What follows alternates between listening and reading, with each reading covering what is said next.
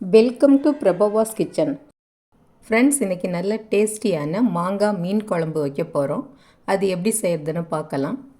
இதுக்கு ஃபஸ்ட்டு மீனை கழுவி சுத்தப்படுத்திட்டு அதில் அரை டீஸ்பூன் அளவு உப்பு, அரை டீஸ்பூன் மஞ்சப்பொடி சேர்த்து எல்லா மீன் துண்டுலையும் உப்பு மஞ்சப்பொடி படுற மாதிரி நல்லா பெசரி விட்டு வச்சுக்கலாம்.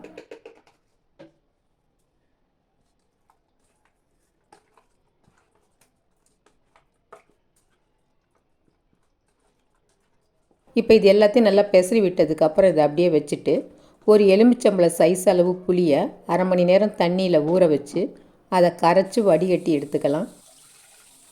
இப்போ இந்த புளி தண்ணியில் 1/4 டீஸ்பூன் அளவு மஞ்சப்பொடி, மிளகாய் பொடி 2 ஸ்பூனு,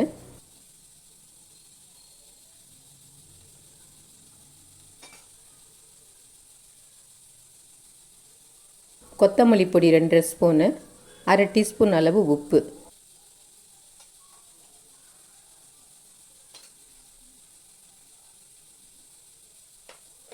இதை சேர்த்து கரண்டியால் கலந்து விட்டுட்டு இதை அப்படியே வச்சிடலாம். அடுத்தது ஒரு மீடியம் சைஸ் மாங்காயை சின்ன சின்ன பீஸாக கட் பண்ணி எடுத்துக்கலாம். இப்போ ஒரு இருப்பு சட்டியை ஸ்டவ்வில் வச்சு அதில் 2 ஸ்பூன் அளவு எண்ணெய் விட்டு ஒரு 12 பல்லு பூண்டு உரித்தது, அதோட ஒரு கைப்பிடி அளவு சின்ன வெங்காயம் சேர்த்து இது எல்லாத்தையும் நல்லா வதக்கிக்கலாம்.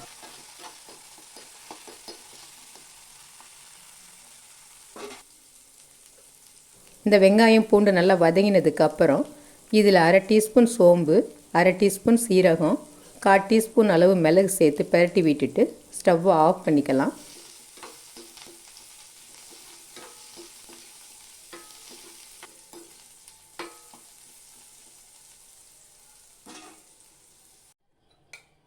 இது நல்லா ஆறினதுக்கப்புறம் இதை மிக்ஸி கப்பில் சேர்த்துட்டு இதோட 2 டேபிள் ஸ்பூன் அளவு துருவின தேங்காய் சேர்த்து நைஸாக அரைச்சி எடுத்துக்கலாம்.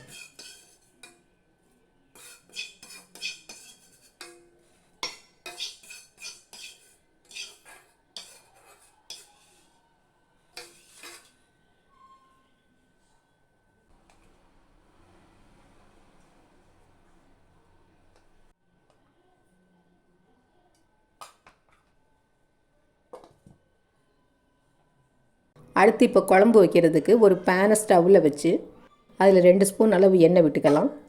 இதில் 1/4 டீஸ்பூன் கடுகு, 1/4 டீஸ்பூன் வெந்தயம் போட்டு அது பொரிஞ்சு வர்றப்போ ஒரு கொத்து கருவேப்பிலையை போட்டுக்கலாம்.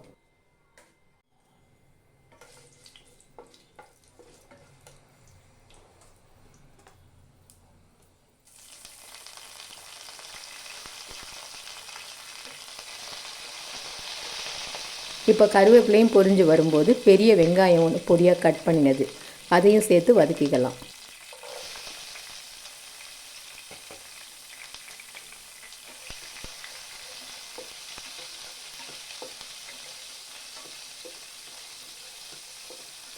இப்போ வெங்காயம் நல்லா கண்ணாடி மாதிரி வதங்கினதும் ஒரே ஒரு தக்காளி பொடியாக கட் பண்ணினது அதையும் சேர்த்து வதக்கிக்கலாம்.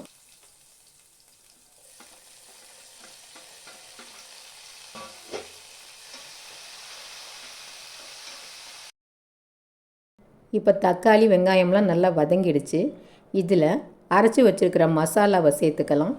மிக்ஸி கப்பில் கொஞ்சமாக தண்ணி ஊற்றி அலசிட்டு அதையும் சேர்த்து இது எல்லாத்தையும் ஒன்றா கலந்து விட்டுக்கலாம்.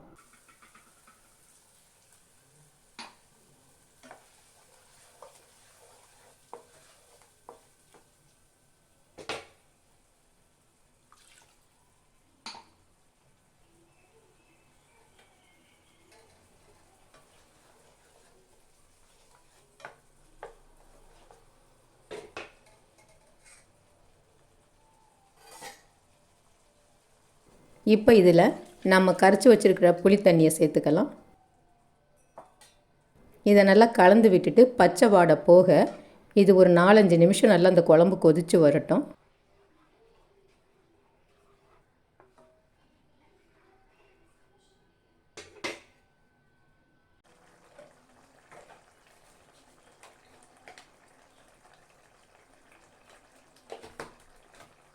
இப்போ பச்சை வாடை போய் குழம்பு நல்லா கொதித்து வருது. இந்த சமயத்தில் நம்ம கட் பண்ணி வச்சுருக்கிற மாங்காய் துண்டுங்களை சேர்த்துக்கலாம்.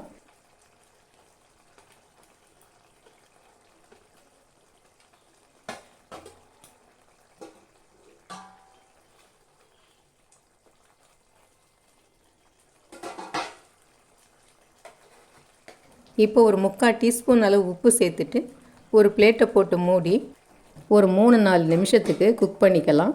இந்த மாங்காய் ஒரு 3/4 வாசி வெந்து வரட்டும்.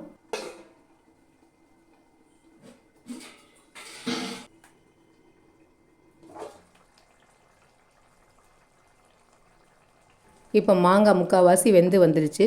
இந்த சமயத்தில் மீன் துண்டுங்களை சேர்த்துக்கலாம். ஃபஸ்ட்டு தலை வால் இந்த மாதிரி பீஸை சேர்த்துட்டு அதுக்கப்புறமா மீன் துண்டுங்களை சேர்த்துக்கலாம்.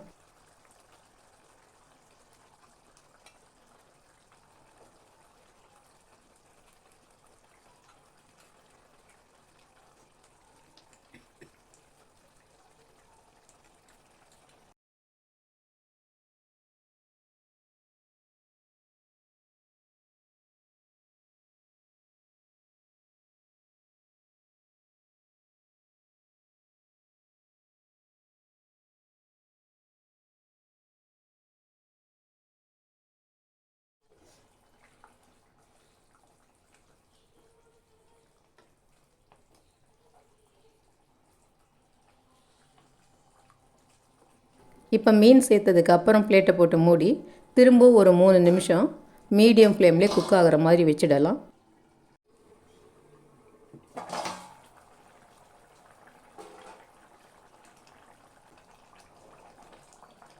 இப்போ குழம்ப கரண்டியால் கலக்காமல் இந்த மாதிரி கலந்து விட்டுக்கலாம். அப்போ தான் மீன் பீஸு உடையாமல் இருக்கும்.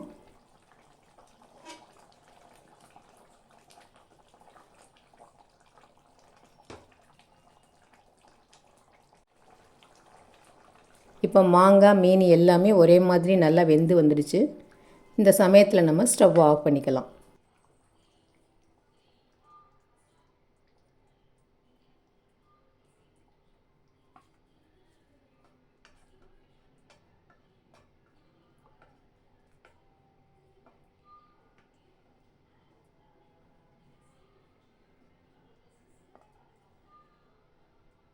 இப்போ நல்ல வாசத்தோட டேஸ்டியான மாங்காய் மீன் குழம்பு ரெடி ஆகிடுச்சு. இதை சாதத்தில் போட்டு சாப்பிட ஆரம்பித்தோம்னா எவ்வளோ சாதம் சாப்பிட்றோம்னே தெரியாது. அந்த அளவுக்கு இந்த மாங்காய் மீன் குழம்பு நல்ல டேஸ்டியாக இருக்கும். இந்த டிஷ்ஷு பிடிச்சிருந்ததுன்னா லைக் பண்ணுங்கள், ஷேர் பண்ணுங்கள், மறக்காமல் சப்ஸ்கிரைப் பண்ணுங்கள். நன்றி.